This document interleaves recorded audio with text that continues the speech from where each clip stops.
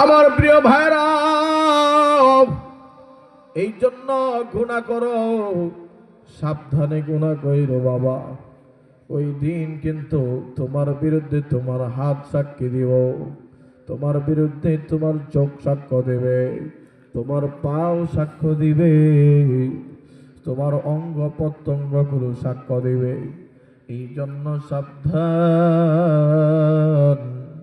বন্ধু আমার, সাবধান হয়ে যাও, কোনো গুনাহ করো না, কোনো পর নারীর দিকে তাকায় না যুবক, কোনো জিনার গুনাহে লিপ্ত হয় না। এ মুসলমান ভাইরা, সুদের গুনাহে লিপ্ত হয় না। আল্লাহর ভয় কলবে ঢুকাও। যেই বান্দার ভিতরে আল্লাহর ভয় আছে, আল্লাহর ভয়ে যেই বান্দা গুনাহ ছাইরা দেয়, আল্লাহ ওয়াদা দেয় আমার ওই বান্দার জন্য আমি আল্লাহ দুইটা জান্নাত রাখছি। সুবহানাল্লাহ। আল্লাহ কোরআনুল কারীমের মধ্যে বলে, ওয়ালিমান খাফা মাকামা রাব্বিহি জান্নাতান।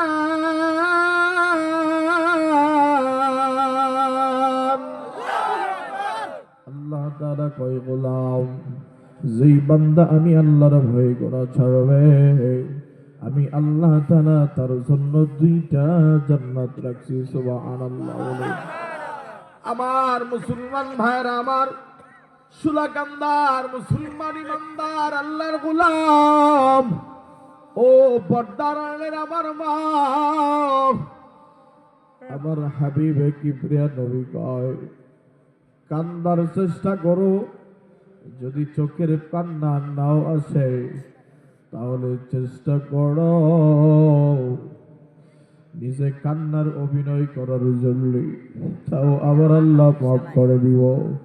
মনে আছে চোখের পানির দাম বলতেছিলাম, চোখের পানি সেই দিন মায়ান নবী জাহান্নামের গর্জন শুইনা সাজদার পড়বে, আল্লাহর নবী বলবে, ইয়া হাবলি উম্মতি,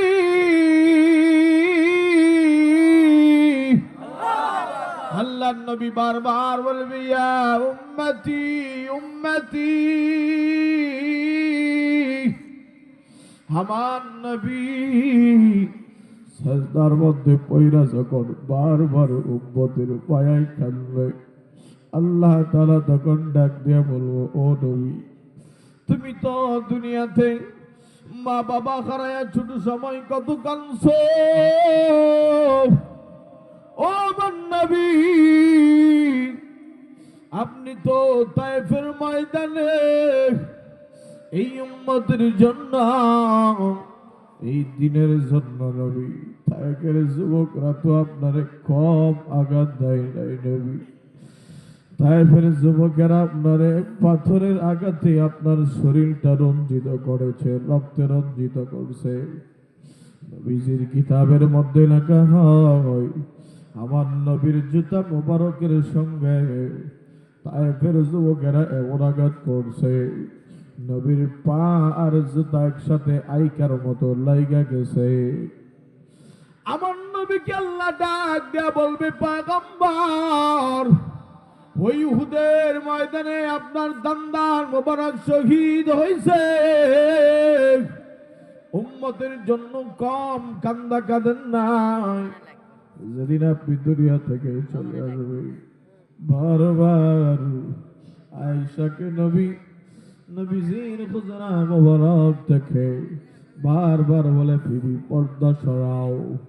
নবী বারবার দেখে, যেদিন দুনিয়া থেকে বিদায় হইব বারবার উম্মতি উম্মতি বলে নবী কান্দে। আল্লাহ তাআলা ডাক দিয়ে বলে, ও আমার খলিল, দুনিয়াতে কম কাঁদেন নাই, আমি আল্লাহ আজকে আর আপনাকে কাঁদতে দিব না। নবী আমার, আপনি মাথা উঠান না। আল্লাহ কোরআনের আয়াত দিয়ে পয়গম্বরকে ডাক দেয়, পয়গম্বর, ওয়ালাসাউফা ইউতিকা রাব্বুকা ফাতারদা, ও নবী, আমি আল্লাহ আপনার সন্তুষ্ট করবই করব। আমার মুসলমান ভাইরা, আমার নবী যখন সেজদা থেকে মাথা উঠাবে, মাথা উঠানোর পর আল্লাহ তাআলা একটু পানি দিয়ে বলবে, পয়গম্বর এই নাও, এই পাত্রের পানি জাহান্নামের শরীরে ছিটায় দাও। আমার আপনার মায়ের নবী এই পানিটা যখন লইয়া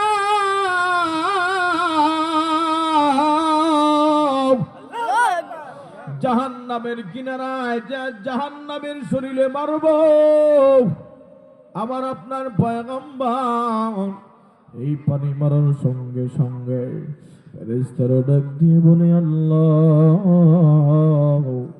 তোমার নবী কিসের পানি মারলো, কোন কুদরতের পানি মারলো গো আল্লাহ?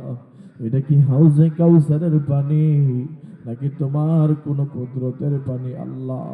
যেই পানি মারার কারণে আজকে জাহান্নামের গর্জন বন্ধ হয়ে গেল, জাহান্নামের গর্জন ঠান্ডা হয়ে গেল। আল্লাহ আল্লাহ তাআলা ডাক দেয়া বলে, ও আমার ফেরেশতার দল, এটা আমি আল্লাহর কোন কুদরতি পানি নয়, এটা আমি আল্লাহর কোন প্রকারের রহমতের পানি নয়, এটা হাউজে কাউসারের পানি নয়, এটা হলো আমার মায়ার নবীর গুনাহগার উম্মতের চোখের পানি। আরো আসতে বলেন সুবহানাল্লাহ, জোরে আওয়াজ করে বলেন না সুবহানাল্লাহ, আরো জোরে আওয়াজ করে চিল্লায় বলেন সুবহানাল্লাহ। আমার মুসলমান ভাই, তার মানে হলো তোমার আর আমার চোখের পানির দাম কম না বেশি?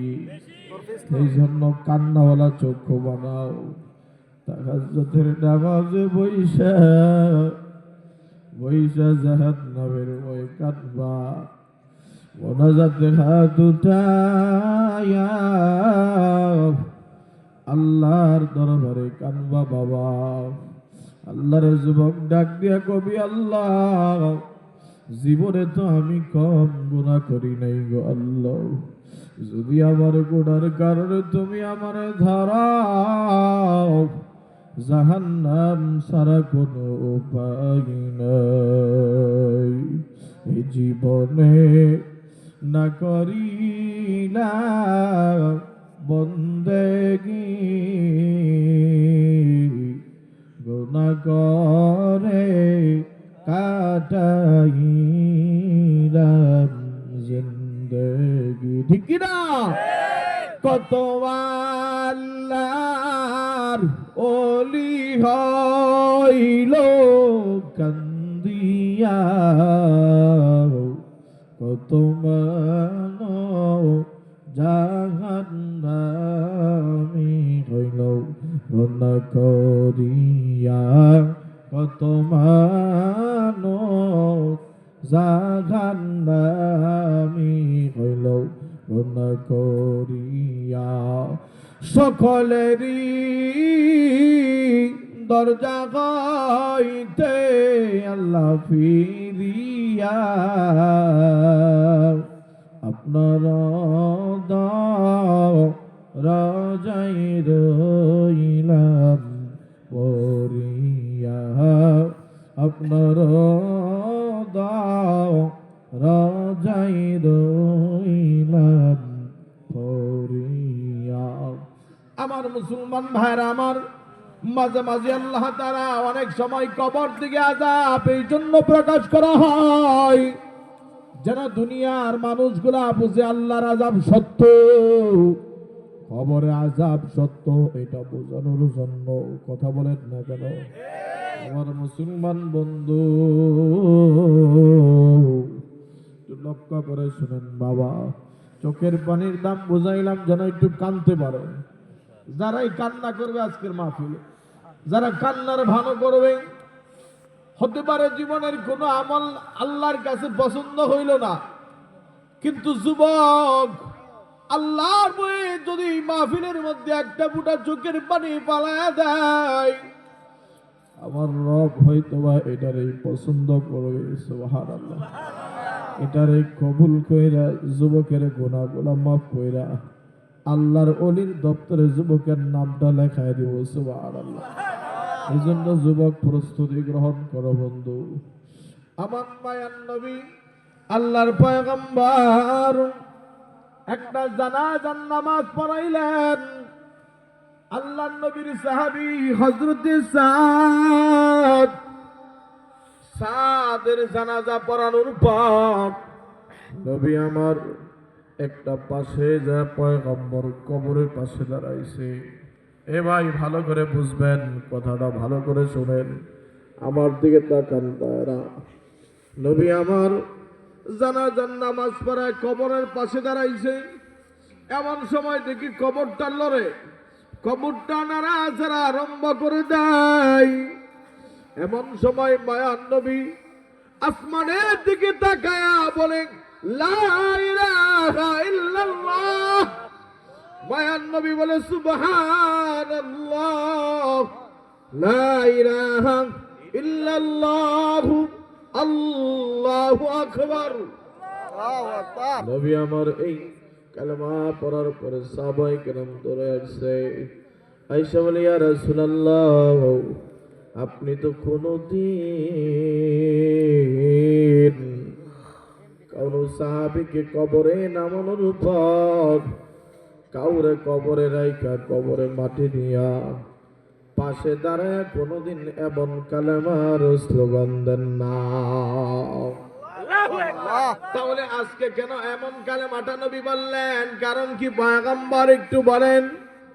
আল্লাহর হাবিব ডাক দিয়া কয়, আমি যখন আমার সাহাবীকে সাদকে কবরে রাখছি, আমি কবরের দিকে তাকায় দেখি কবরটা নাড়াচাড়া আরম্ভ করছে, কবরটা লড়তেছে।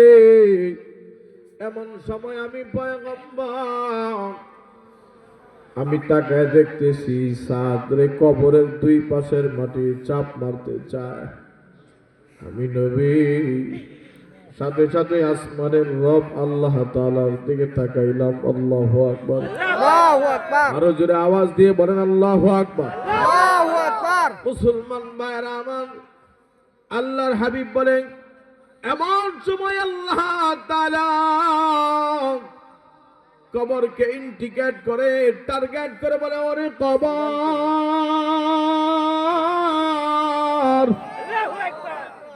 এই কবর, তুমি কি জানো